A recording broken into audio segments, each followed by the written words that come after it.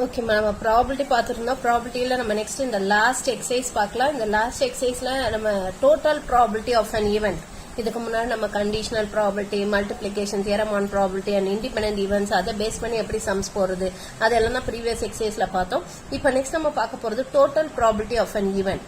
So இது எங்க use ஆகுதுன்றது நம்ம இது பேஸ் பண்ணி சம்ஸ் போடும்போது உங்களுக்கு புரியும். ஸோ இதோட இது ஸ்டேட்மெண்ட் என்னன்னா, இந்த தியரமோட ஸ்டேட்மெண்ட் என்னன்னா, if A1, A2, A3, etc. up to AN are n mutually exclusive and exhaustive events. So they are all n mutually exclusive and exhaustive events, and B is any event in S. Then P of B is called the total probability of the event B, and it is given by the formula P of B is equal to P of A1 into P of B given A1 plus P of A2 into P of B given A2 etc. up to P of AN into P of B given AN. So இந்த formula தான் நம்ம prove பண்ண போறோம். So இந்த தியரமோட statement எழுதிக்கோங்க. Write down the statement of this theorem. இந்த theorem statement எழுதிக்கோங்க. இது எப்படி ப்ரூவ் பண்றதுன்னு பார்க்கலாம். ஸோ இங்க நமக்கு என்ன கொடுத்துருக்காங்கன்னா இந்த தியரம்ல, ஸோ இது வந்து தியரம் 12.10. ஸோ இந்த தியரம்ல நமக்கு என்ன கொடுத்துருக்காங்கன்னா, சப்போஸ் இது ஒரு சாம்பிள் ஸ்பேஸ்ன்னு எடுத்துக்கலாம். Let us assume this to be the sample space. ஓகேவா? இங்க A1, A2, A3 etc. up to AN are n mutually exclusive and exhaustive events. அப்பனா என்ன அர்த்தம்னா, இந்த A1 இந்த ஈவெண்ட்ஸ் எல்லாத்தையுமே நம்ம ஆட் பண்ணோம்னா ஆர் எல்லாத்தையும் சேர்த்தா நமக்கு சாம்பிள் ஸ்பேஸ் கிடைக்கும். we'll get the sample space. so A1, A2, A3, A4 etc. up to AN.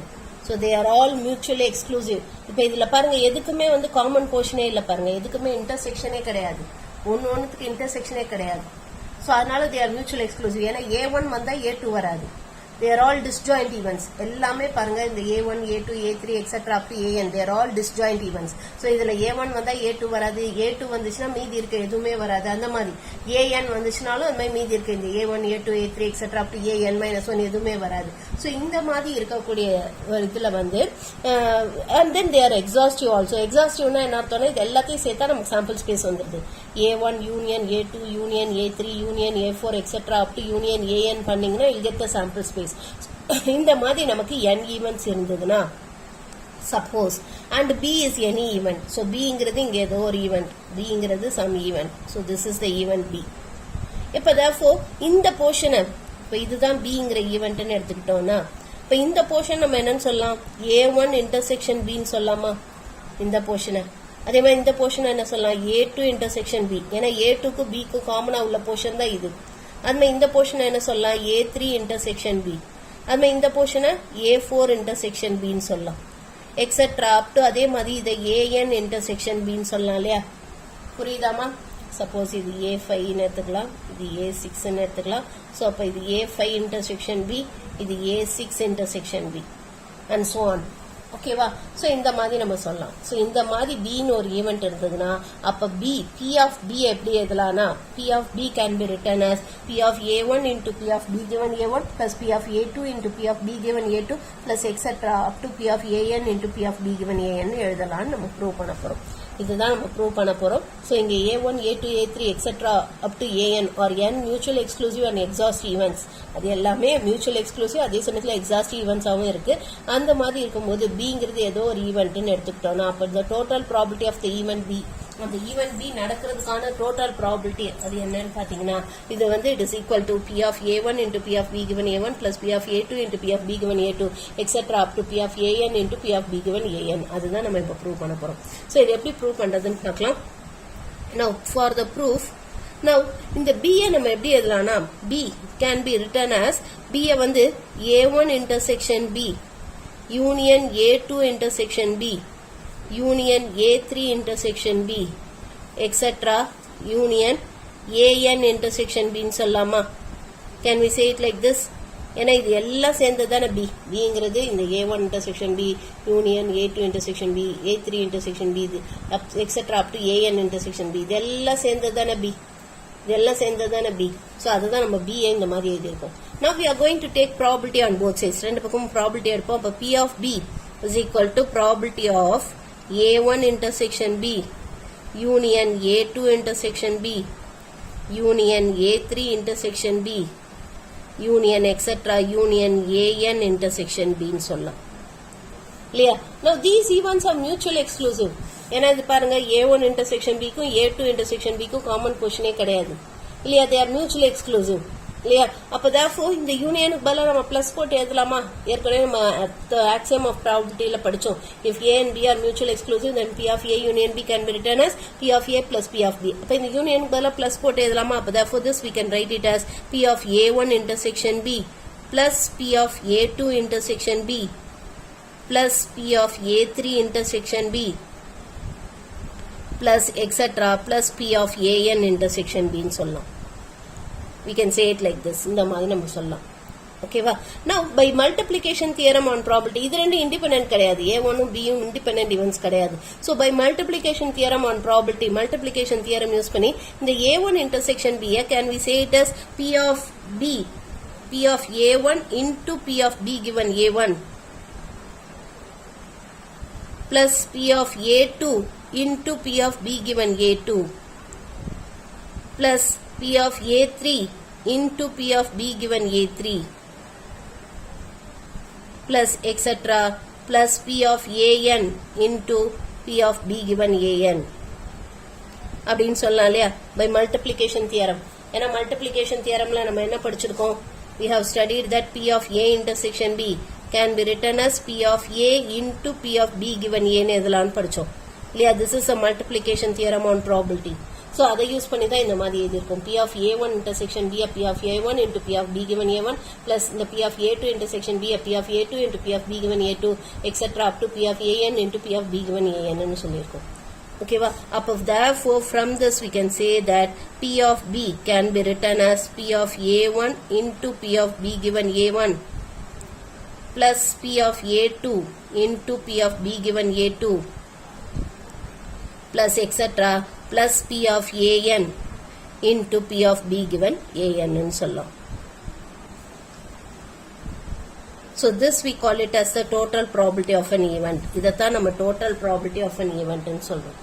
இதை நம்ம summation போட்டு கூட எழுதலாம். summation i is equal to 1 to n p of ai into p of b given ai ன்னு எழுதலாம். so this we call it as the total probability of an event. இதுதான் நம்ம total probability of an event ன்னு சொல்றோம். இப்ப அடுத்தது நம்ம இதுல இருந்து Bayes theorem எழுத போறோம். that is Bayes theorem. so இது வந்து theorem 12.11. so Bayes theoremல again இதோட ஸ்டேட்மெண்ட் பாருங்க. if a1 a2 etc up to an are mutually exclusive and exhaustive events such that p of ai is greater than 0 and b is any event with p of b greater than 0 then p of ai given b p of ai given b can be written as p of ai into p of b given ai divided by p of a1 into p of b given a1 plus p of a2 into p of b given a2 etc up to p of an into p of b given an. so இதுதான் நம்ம இப்ப prove பண்ண போறோம். we are going to prove this. so இதுதான் நம்ம Bayes theorem சொல்றோம். this we call it as Bayes theorem. ஓகேவா? இது எங்க யூஸ் பண்றதுன்றது இப்ப நம்ம சம்ஸ் போடும்போது you can understand. so இது எப்படி வருதுன்றத பார்க்கலாம். இது எப்படி வந்ததுன்னு பார்க்கலாம். so இது ஸ்டேட்மெண்ட்டுக்கு இந்த ஸ்டேட்மெண்ட் ஃபுல்லா காப்பி பண்ணிக்கோங்க. Copy down the full statement. இந்த ஸ்டேட்மெண்ட் ஃபுல்லா காப்பி பண்ணிக்கோங்க. so இங்க ப்ரூஃப்க்கு சேம் இதே படம் தான் போட போறோம். we are going to draw the same figure. இதே ஃபிகர் தான் Bayes theoremக்கு வரும். so இங்க வந்து again இது Sங்கிற சாம்பிள் ஸ்பேஸ். இதுல a1 a2 a3 etc up to an or n mutually exclusive and exhaustive events. so this is a1 a2 a3 a4 a5 a6 etc up to an or n mutually exclusive and exhaustive events and b is any event. so b ங்கிறது some event இங்க. so இதுதான் the event b suppose.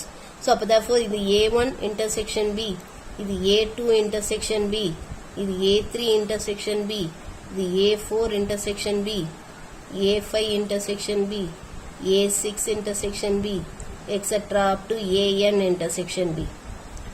ஓகேவா? இப்போ எப்படி prove பண்றதுன்னு பார்க்கலாம். இந்த Bayes theorem எப்படி ப்ரூவ் பண்றதுன்னு பார்க்கலாம். இப்போ நமக்கு என்ன கேட்டிருக்காங்கன்னா LHSல we need to find p of ai given b. p of ai given b இதுதான் நமக்கு வேணும் LHSல இல்லையா? So P of AI given B by using conditional probability or definition use பண்ணி by using the definition of conditional probability இதை can we write it as P of AI intersection B divided by P of B னு எழுதலாமா by the conditional probability. இந்த conditional probability use பண்ணி நம்ம எப்படி எழுதுறோம்னா இந்த மாதிரி இருந்தாலே நடுவுல intersection போட்டுட்டு கீழே P of B போடணும் இல்லையா. So P of AI intersection B by P of B. which is equal to இதை again by multiplication theorem. இதுக்கு வந்து again நம்ம multiplication theorem யூஸ் பண்ணோம்னா by using multiplication theorem இதை can we write it as P of AI into P of B given AI இந்த numerator divided by denominatorல P of B இப்பதான் total probability of an event இப்பதான் பார்த்தோம். P of B க்கு என்ன formula பார்த்தோம்? P of A1 into P of B given A1 plus P of A2 into P of B given A2 plus etc plus P of AN into P of B given A1 AN அந்த ஃபார்முலாவை தான் இங்க replace பண்ண போறோம். So P of A1 into P of B given A1 plus P of A2 into P of B given A2 plus etc plus P of AN into P of B given AN. So this is the formula for finding P of AI given B. So P of AI given B can be found out by using this formula. So இதுதான் Bayes theorem. Okay வா புரிஞ்சுதாமா? Total probability of an event na என்ன, Bayes theorem na என்ன, அதோட proof எப்படி அப்படின்றது புரிஞ்சுதா? இப்போ next இதை பேஸ் பண்ணி நம்ம சம்ஸ் போனோம். அப்போதான் இது எங்க யூஸ்ஃபுல்லா இருக்கு அப்படிங்கறத பார்ப்போம், உங்களுக்கு புரியும். நம்ம first total probability of an event அதை பேஸ் பண்ணி சம்ஸ் போடுவோம். So example 12.24 total probability of an event அதை பேஸ் பண்ணி சம்ஸ் போடலாம். ஸோ இங்க என்ன கொடுத்துருக்காங்கன்னா urn 1 contains 8 red and 4 blue balls. urn 2 contains 5 red and 10 blue balls. One urn is chosen at random and 2 balls are drawn from it. ஒரு urn-ல இருந்து 2 ball எடுக்கிறோம். Find the probability that both the balls are red. ரெண்டுமே ரெட்டா இருக்கிறதுக்கு என்ன probability? 2 urn-ல இருந்து ஒரு urn-ஐ choose பண்றோம், அதுக்கப்புறம் 2 பால் எடுக்கிறோம், அந்த 2 பாலும் ரெட்டா இருக்கிறதுக்கு என்ன ப்ராபபிலிட்டின்னு கேட்டிருக்காங்க. ஸோ இது எப்படி போடுறதுன்னு பார்க்கலாம். ஸோ நமக்கு என்ன கொடுத்துருக்காங்கன்னா urn 1.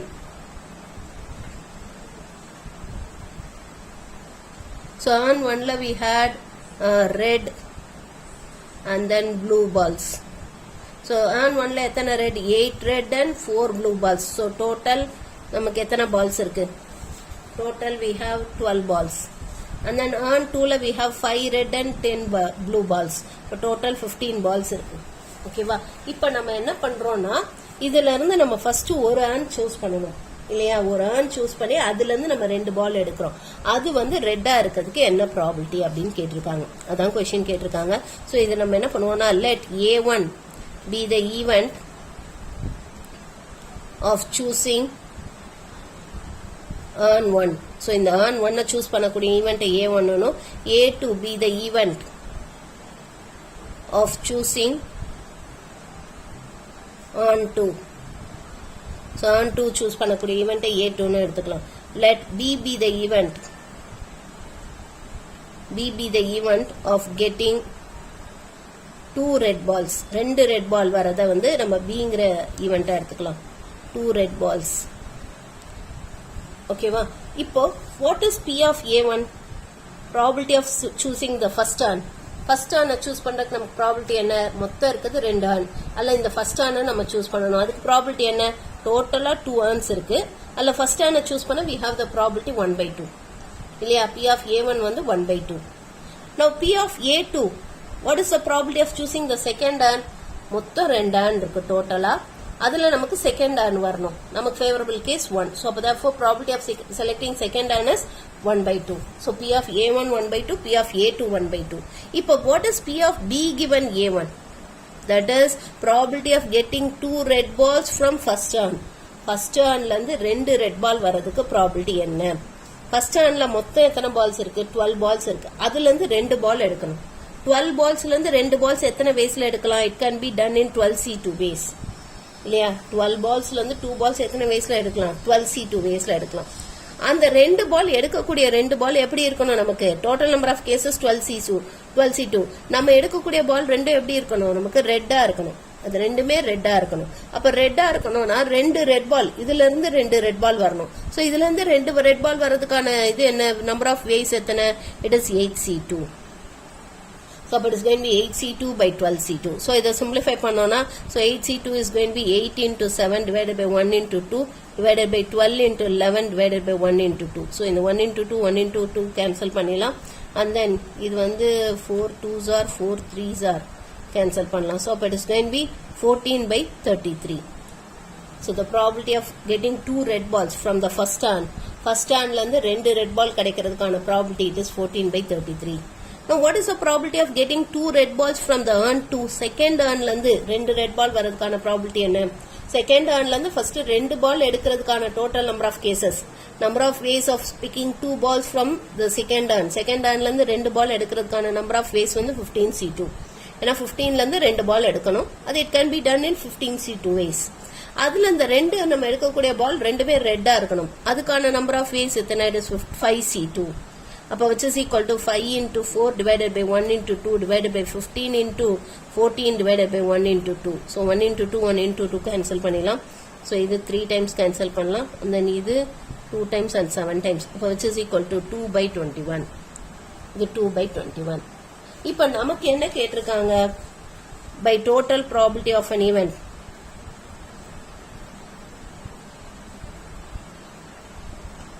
ரெண்டு பால் ரெட்டா இருக்கணும். ஓகேவா? நம்ம எடுக்கக்கூடிய ரெண்டு பால் ரெட்டா இருக்கிறதுக்கு என்ன ப்ராபபிலிட்டின்னு கேட்டிருக்காங்க. That is P of B கேட்டிருக்காங்க. ஸோ பி ஆஃப் பி எப்படி கண்டுபிடிக்கலாம்? தட் இஸ் நம்ம ஃபர்ஸ்ட் ஆன செலக்ட் பண்ணி அதுல இருந்து நமக்கு ரெட் பால் வரலாம், ஆர்னா பிளஸ். செகண்ட் ஆன செலக்ட் பண்ணி அதுல இருந்து நமக்கு ரெட் பால் வரலாம் இல்லையா? ஸோ இந்த இடத்துல தான் நம்ம total probability of an event use பண்றோம்.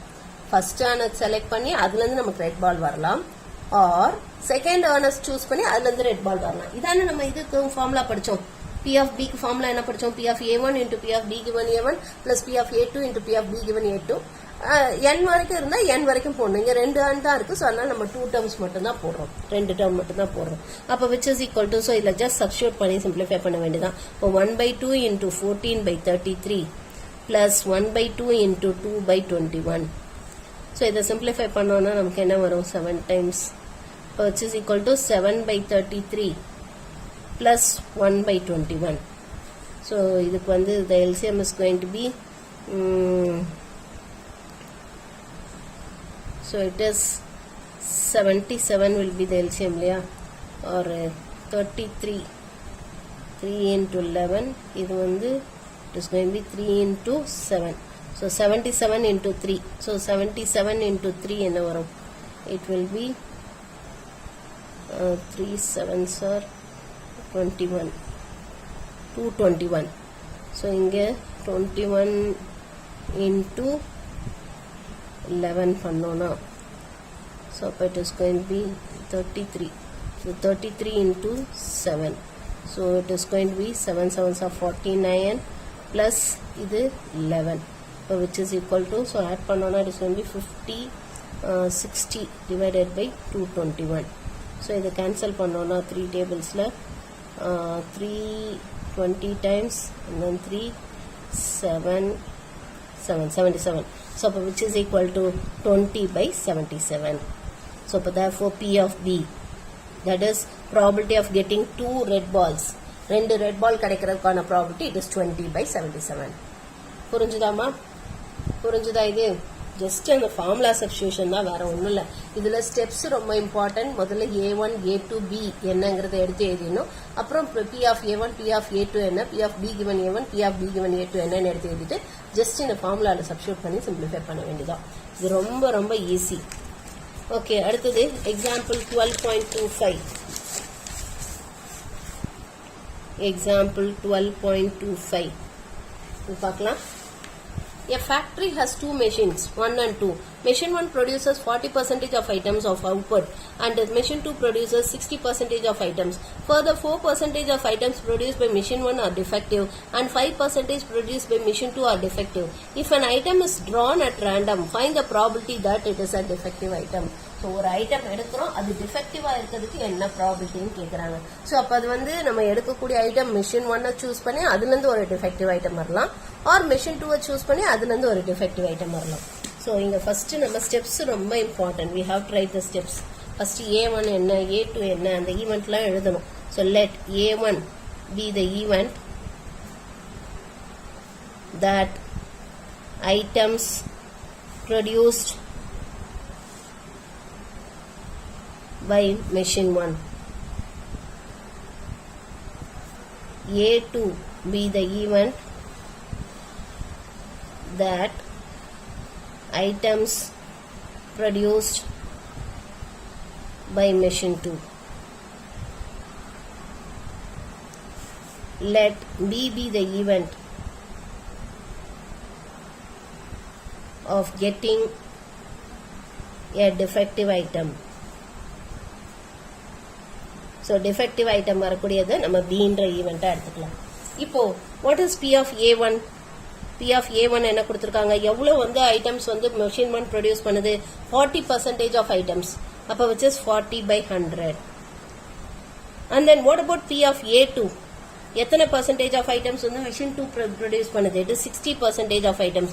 So 60 by 100. Now what about P of B given A1?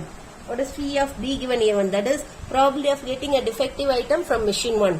Probability of getting a defective item from machine 1. Machine 1 ல இருந்து defective item வரதுக்கான probability it is 4 by 100. What is P of B given A2? Machine 2 ல இருந்து defective item வரதுக்கான probability it is 5%, which is 5 by 100. இப்போ now let us find by total probability of event.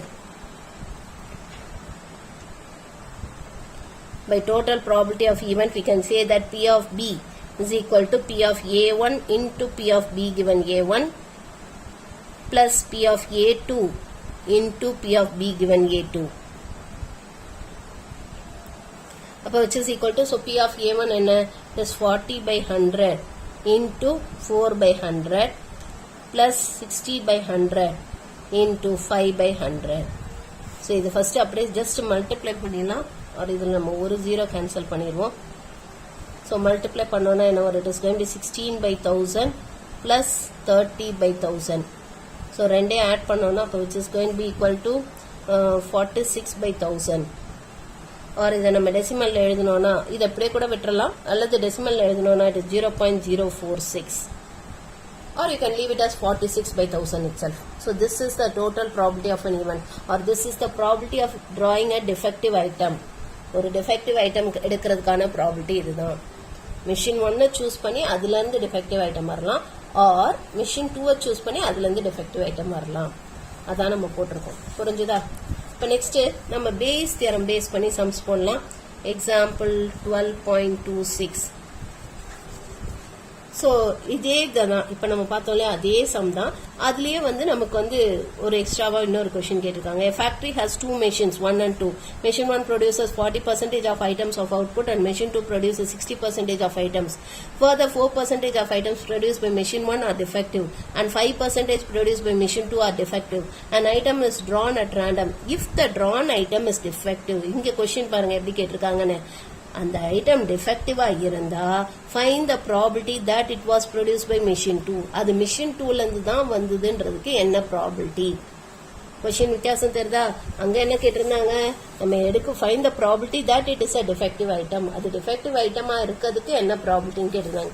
ஆனா இங்க என்ன கேட்டிருக்காங்க, அது defectiveஆ இருந்தா probability that is it is produced by machine 2. அது machine 2 ல இருந்து தான் ப்ரொடியூஸ் ஆச்சுங்கிறதுக்கு என்ன probability? அதான் கொஷின் கேட்டிருக்காங்க. ஸோ இது எப்படி போறதுன்னு பார்க்கலாம். So, இங்க இதே மாதிரி தான் எழுதணும். Let A1 be the event that item produced by machine 1. A2 be the event that item produced by machine 2. Let B be the event of getting a defective item. P of A1, P of A2, P of B given A1, P of B given A2 எல்லாமே இதே தான். இப்போ நமக்கு என்ன கேட்டிருக்காங்கன்னா இங்க probability that the defective item is from machine 2. So அது machine 2 ல இருந்து தான் வந்ததுன்றதுக்கு என்ன probability? இதுக்கு Bayes theorem யூஸ் பண்ணோம். By Bayes theorem we have to find P of A2 given B. machine 2 ல இருந்து defective item வந்ததுக்கான probability என்ன? machine 2 ல இருந்து defective item வந்ததுக்கான probability என்ன? நம்ம Bayes theorem formula என்ன படிச்சோம்? P of AI given B is equal to P of AI into P of B given AI. So அப்ப இங்க என்ன வரும்? P of A2 into P of B given A2 divided by P of A1 into P of B given A1 plus P of A2 into P of B given A2. இல்லையா, இதான formula படிச்சோம். So இந்த ஃபார்முலால just substitute பண்ண வேண்டியதான். So P of A2, what is P of A2? It is 60 by 100 into P of B given A2, which is 5 by 100. இது வந்து நம்ம already இங்க கண்டுபிடிச்சோம். which is 46 by 1000. இல்ல திரும்பவும் வேணா போட்டு கண்டுபிடிக்கலாம். இப்போ ஃப்ரெஷ்ஷா இந்த சம் மட்டும் கேட்டிருந்தாங்கன்னா திரும்ப ஒருக்க இதை போட்டு நீங்க கண்டுபிடிக்கணும். இது நம்ம ஆல்ரெடி கண்டுபிடிச்சிருக்கிறதுனால நான் அதை அப்படியே யூஸ் பண்ணிக்க போறேன். ஸோ அப்போ therefore divided by 46 by 1000. ஓகேவா, இதுல ஒரு 0 கேன்சல் பண்ணிடலாம். அப்போ which is equal to 30 by 1000 divided by 46 by 1000. So 1000 cancel பண்ணிடலாம். which is equal to 30 by 46. So இதை நம்ம cancel பண்ணோம்னா 15 times 23, which is equal to 15 by 23. So this is the probability that the defective item is from machine 2. அந்த produce பண்ண defective item வந்து machine 2ல இருந்து தான் produce ஆச்சு அப்படிங்கிறதுக்கான probability இதுதான். புரிஞ்சுதாமா? புரிஞ்சுதா இது? ஓகே, இப்போ நெக்ஸ்ட் எக்ஸாம்பிள் 12.27 பார்க்கலாம். எக்ஸாம்பிள் 12.27. ஸோ இதில் நமக்கு என்ன கொடுத்துருக்காங்கன்னா, a construction company employs 2 executive engineers. Engineer 1 does the work of 60% of the jobs of the company. அந்த ஜாப்ல இருக்க அந்த கம்பெனில இருக்க ஜாப்ல 60% of the work வந்து engineer 1 பண்றான். Engineer 2 does the work of 40% of job of the company. So அந்த கம்பெனில இருக்க ஜாப்ல 40% work வந்து engineer 2 பண்றான். It is known from the past experience that the probability of an error when engineer 1 does the work. So engineer 1 work பண்ணும்போது அவனுக்கு வரக்கூடிய எரருக்கான probability 0.03. Whereas the probability of an error in the work of an engineer 2 is 0.04. So suppose a serious error occurs in the work. Which engineer would you guess did the work? யாரு அந்த தப்ப பண்ணிருப்பா, யார் அந்த எரரை பண்ணிருப்பா, அது கேக்குறாங்க. ஓகேவா? So எந்த engineer வந்து அதிகமா தப்பு பண்றதுக்கு சான்சஸ் இருக்கு, அதுதான் இங்க கேட்டிருக்காங்க. எந்த இன்ஜினியர் நமக்கு இங்க அதிகமா தப்பு பண்ண சான்சஸ் இருக்கு, அதான் நமக்கு கேட்டிருக்காங்க. சோ நம்ம இந்த சமயம் எப்படி போறதுன்னு பார்க்கலாம். So let A1 and A2 be the event that the jobs done by engineer 1 and 2 respectively. So அந்த கம்பெனியில் இந்த ஜாப்ஸ் பண்ணுறாங்க இல்லையா, அவங்க பண்ணக்கூடிய ஜாப்ஸ் வந்து ஈவெண்ட் A1 A2ன்னு எடுத்துக்கலாம். இன்ஜினியர் 1 பண்ணக்கூடிய ஜாபை வந்து ஈவெண்ட் A1ன்னு எடுத்துருக்கோம். இன்ஜினியர் 2 பண்ணக்கூடிய ஜாபை வந்து ஈவெண்ட் A2ன்னு எடுத்துருக்கோம். ஓகேவா? And then let B be the event that the error occurs. So error வரக்கூடிய ஈவெண்ட்டை B ன்னு எடுத்துக்கலாம். Let us take the event B to be the error occurs. So நமக்கு என்ன கொடுத்திருக்காங்க, P of A1 that is எவ்வளவு percentage of job வந்து engineer 1 பண்றான், 60% of the job வந்து engineer 1 பண்றான். P of A2 எவ்வளவு percentage of the job வந்து engineer 2 பண்றான், 40% of the job வந்து engineer 2 பண்றான். So what about the error given by engineer 1? இந்த engineer 1 வேலை பார்க்கும்போது எவ்வளவு error வரும்? It is 0.03. இப்போ இதை வந்து 3 by 100 எடுத்துக்கலாமா? Error occurred during the job of engineer 2. engineer 2 work பண்ணும்போது எவ்வளவு error வரதுக்கான chances இருக்கு? 0.04, which is 4 by 100. ஓகேவா? இப்ப நமக்கு என்ன கேட்டிருக்காங்கன்னா, யாரு அதிகமா தப்பு பண்ணுவா, இன்ஜினியர் 1 2வா? சோ நம்ம என்ன கண்டுபிடிக்கணும்னா, we need to find what is P of AI given B and P of A1 given B and P of A2 given B. அந்த ஃபர்ஸ்ட் இன்ஜினியர் கிட்ட இருந்து எவ்வளவு எரர் வருது, அது மாதிரி செகண்ட் இன்ஜினியர்ட்ட இருந்து எவ்வளவு எரர் வரும், அதுதான் நம்ம பார்க்கணும். ஓகேவா? அதுதான் இப்ப நம்ம பார்க்க போறோம். சோ இது எப்படி பார்க்கறதுன்னு பார்க்கலாம். So we need to find by Bayes theorem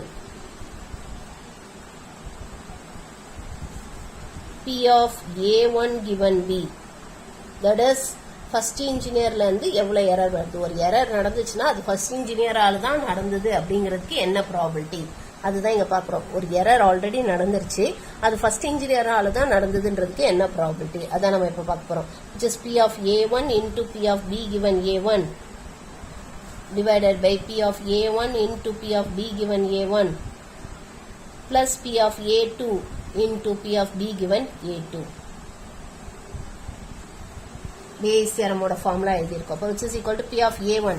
P of A1 என்ன? It is 60 by 100 into P of B given A1 is 3 by 100 divided by 60 by 100 into 3 by 100 plus so P of A2 which is 40 by 100 into 4 by 100. So இப்போ இதை simplify பண்ணுவோம். So ஒரு 0 cancel பண்ணிடலாம், இங்கே ஒரு 0 cancel பண்ணிடலாம். So which is equal to 18 by 1000 divided by, so இங்கே it is going to be 18 plus 16.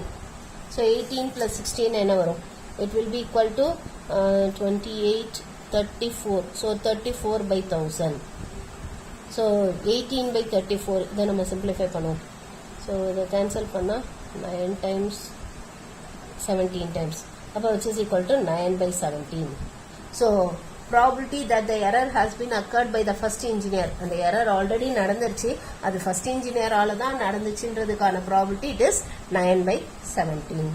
அடுத்து அந்த second engineer ஆல தான் அந்த error நடந்துச்சுன்றதுக்கான probability that error has been already occurred due to the second engineer ஆல தான் error நடந்துச்சுன்றதுக்கான probability அது கண்டுபிடிப்போம். That is P of A2 into P of B given A2 divided by P of A1 into P of B given A1 plus P of A2 into P of B given A2. அப்போ which is equal to, so it is 40 by 100 into 4 by 100 divided by 60 by 100 into 3 by 100 plus 40 by 100 into 4 by 100. So இதை simplify பண்ணோம்னா அப்போ which is equal to 16 by 1000 divided by, so கீழே இதை simplify பண்ணோம்னா which is 34 by 1000. So in 1000 cancel பண்ணிடலாம். Then the 16 34 cancel பண்ணோம்னா it is 8 by 17. So this is 8 by 17 which is equal to 8 by 17. இப்போ இது ரெண்டுத்துல எது கிரேட்டரா இருக்கு? இதானே கிரேட்டரா இருக்கு. 9 by 17 தானே 8 by 17 விட கிரேட்டரா இருக்கு இல்லையா? இப்போ therefore P of A1 given B is greater than P of A2 given B. அப்போ therefore அந்த எரர் நடந்தது இல்லையா, அப்போ அது வந்து ஃபர்ஸ்ட் இன்ஜினியர் ஆல தான் நடந்ததுக்கான சான்சஸ் அதிகம். ஒரு சீரியஸ் எரர் நடந்திருக்கு. which engineer would you guess did the work? So அப்போ therefore the error would have occurred due to engineer 1. So அந்த இன்ஜினியர் 1 தான் அந்த எரர் நடந்திருக்கும். ஏன்னா அவனுக்கு தானே சான்சஸ் அதிகமா இருக்கு எரர் பண்றதுக்கு. ஸோ அப்போ இன்ஜினியர் 1 தான் எரர் நடந்திருக்கிறதுக்கு வாய்ப்பு அதிகமா இருக்கு அப்படின்னு சொல்றோம். புரிஞ்சுதாமா? ஓகே, இப்போ நெக்ஸ்ட் எக்ஸாம்பிள் 12.28 பார்க்கலாம். எக்ஸாம்பிள் 12.28. ஸோ இங்க நமக்கு என்ன கொடுத்துருக்காங்கன்னா, the chances X, Y, Z becoming managers of a certain company are 4:2:3. The probabilities that the bonus scheme will be introduced if X, Y, Z become managers are 0.3, 0.5 and 0.4 respectively. If the bonus scheme has been introduced, what is the probability that Z was appointed as a manager? So ஒரு bonus scheme introduce பண்ணியாச்சுன்னா அப்போ Z மேனேஜரா appoint ஆகிறதுக்கான probability என்ன? Z மேனேஜரா இருக்கும்போது bonus scheme, so ஒரு bonus scheme வந்து வந்துருச்சு. ஸோ அது வந்து இசட் தான் கொண்டு வந்தாங்க. இசட் மேனேஜர் ஆகி அந்த போனஸ் ஸ்கீம் கொண்டு வந்ததுக்கான ப்ராபபிலிட்டி என்ன? அதான் நமக்கு கேட்டிருக்காங்க. ஓகேவா? ஸோ இங்கேயும் நமக்கு பேஸ் தியரம் தான் கேட்டிருக்காங்க.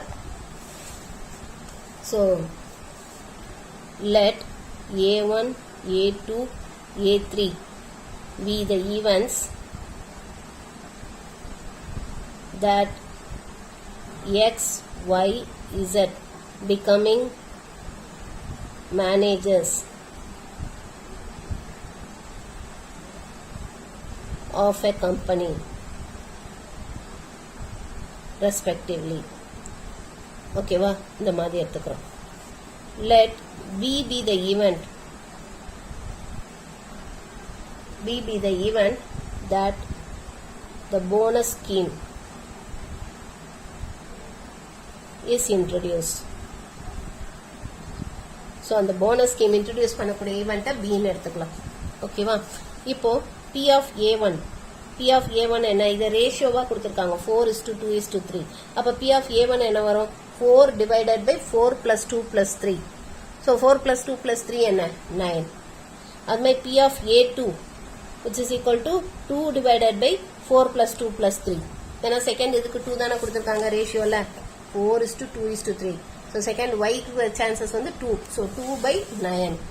அண்ட் தென் பி ஆஃப் ஏ3 is equal to 3/9. ஓகேவா? இப்போ P of B given A1, that is bonus scheme given by first, that is X வந்து bonus scheme introduce பண்றதுக்கான probability என்ன? It is 0.3 கொடுத்திருக்காங்க. அது மாதிரி P of B given A2 or இதை நம்ம 3/10 ன்னு எடுத்துக்கலாம். அது மாதிரி P of B given A2 என்ன? It is 0.5 which is equal to 5/10. P of B given A3 is equal to 0.4 which is equal to 4/10.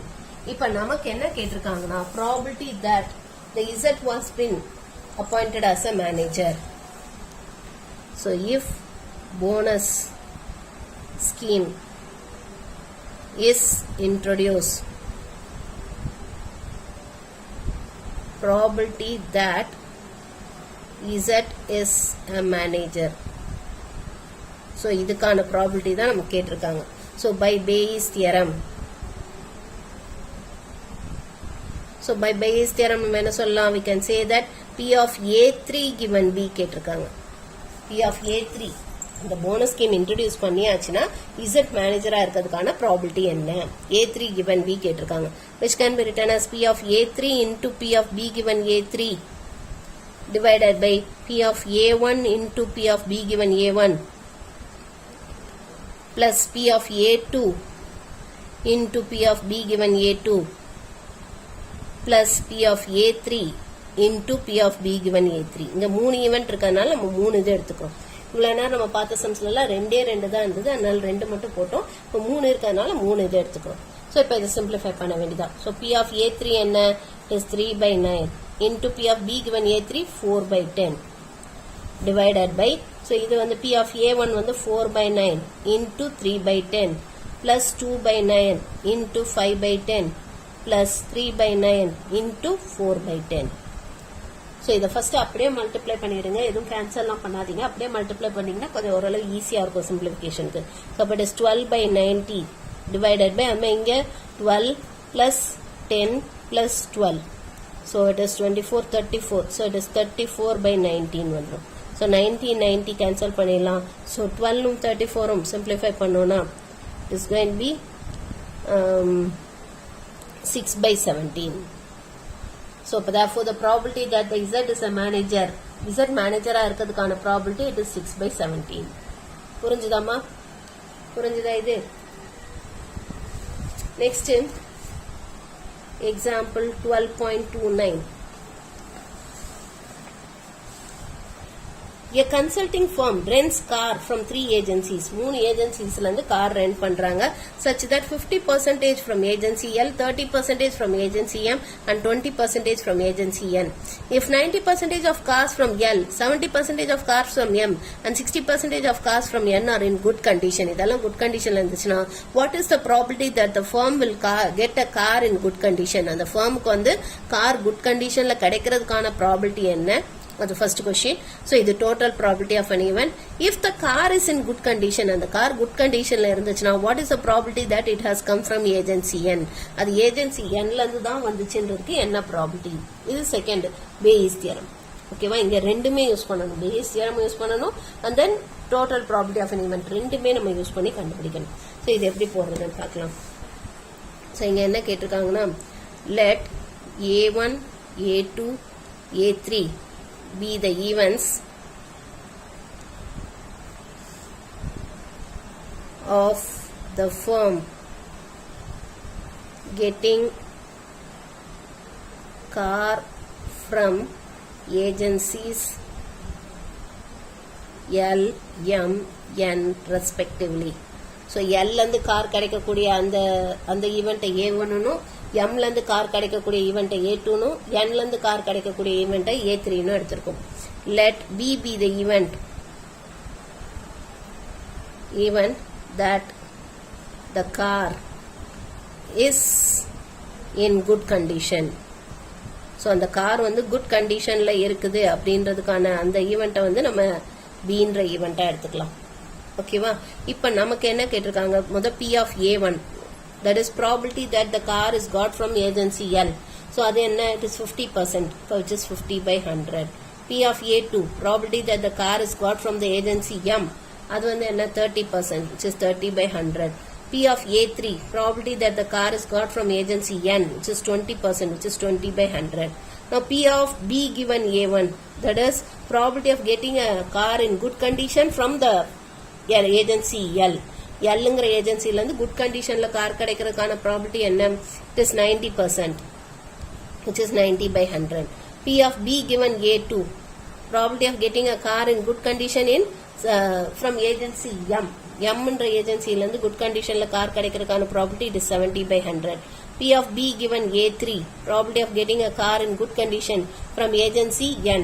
Nன்ற ஏஜென்சிலேருந்து குட் கண்டிஷனில் கார் கிடைக்கிறதுக்கான probability it is 60 by 100.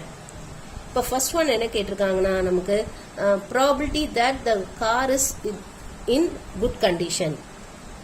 Probability that the car is in good condition. நமக்கு கிடைக்கக்கூடிய car வந்து good கண்டிஷனில் கிடைச்சதுக்கான probability என்ன அதான் கேட்டிருக்காங்க. ஸோ அது எப்படி கண்டுபிடிக்கிறேன்னு பார்க்கலாம். By total probability of the event, நம்ம என்ன ஃபார்முலா படித்தோம், P of B is equal to P of A1 into P of B given A1 plus P of A2 into P of B given A2 plus P of A3 into P of B given A3. So இதில் just substitute பண்ண வேண்டியதா. So substitute பண்ண என்ன வரும், P of A1 is 50 by 100 into 90 by 100 plus 30 by 100 into 70 by 100 plus 20 by 100 into 60 by 100. So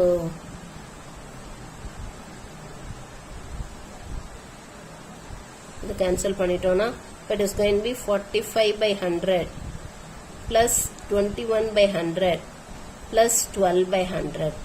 So இதெல்லாம் add பண்ணோம்னா அப்போ you'll get this to be equal to 45, 55, 57, 57, 77, 78 by 100. So this is 78 by 100. இதை simplify பண்ணாதீங்க, இப்படியே வச்சுக்கோங்க. ஓகேவா?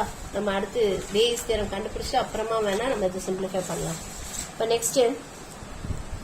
Next one என்ன கேட்டிருக்காங்க, probability that it is from, அது எந்த இதுலேருந்து கேட்டிருக்கு, probability that it has come from agency N. Probability that it is from agency N. So agency என்லேருந்து வந்ததுக்கான ப்ராபபிலிட்டி என்னன்னு கேட்டிருக்காங்க. அப்போ நமக்கு we need to find P of A3 given B by Bayes theorem. So which is equal to P of A3 into P of B given A3 divided by P of A1 into P of B given A1 plus P of A2 into P of B given A2 plus P of A3 into P of B given A3. So இது just substitute பண்ணுவோம். P of A3 which is 20 by 100 into 60 by 100 divided by, இதுதான் நம்ம already கண்டுபிடிச்சிட்டோம், which is 78 by 100. இதான P of B கண்டுபிடிச்சோம் இல்லையா, அதை அப்படியே substitute பண்ணிக்கலாம், 78 by 100. So இப்போ இது simplify பண்ணோம்னா it is going to be 12 by 100 divided by 78 by 100. So 100 cancel பண்ணிடலாம். இப்போ இந்த 12 78 நம்ம simplify பண்ணுவோம். ஸோ இதை simplify பண்ணோம்னா நமக்கு என்ன வரும், 6 times and then இங்கே it is 39 and then 3 tablesல cancel பண்ணலாம் இல்லையா, 3 2s are and then 3 13 times, which is equal to 2 by 13. So this is the probability that the car is from agency N. Good கண்டிஷனில் கிடைச்ச car வந்து agency என்லேருந்து தான் கிடைச்சிது அப்படிங்கிறதுக்கான probability it is 2/13. புரிஞ்சுதாம்மா? புரிஞ்சுதா? Okay, இதோட நம்ம எக்ஸாம்பிள் சம்ஸ் முடிக்கிறோம். எக்ஸசைஸ் சம்ஸ் அடுத்த வீடியோவில் பார்க்கலாம்.